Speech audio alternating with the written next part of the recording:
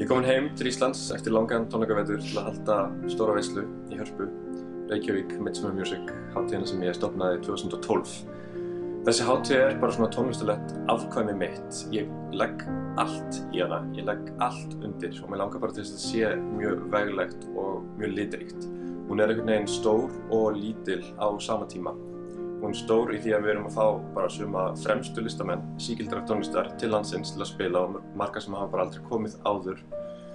En hún er líka lítil af því að hún er mjög persónuleg. Hún er bara 4 kvöld í Hörpu, 2 eldborgartónleikar og 2 í Norðurljósum inn á milli. Ég er allt í öllu, ég spila í næstum því öllum verkunum og ég er líka eins konar gestgjafi. Ég ætla að tala músíkina á tónleikunum og ég veit að þetta eru listamenn sem eru rosalega færir auðvitað en þeir eru líka mjög litríkir og til í að taka áhættu. Þetta er allt fólk sem ég hef unnið með og kynnst svona erlendis og ég hlakka svakalega til að koma hingað í Hörpu og vera með Reykjavík Midsummer Music 20. til 23. júní. Verið velkomin.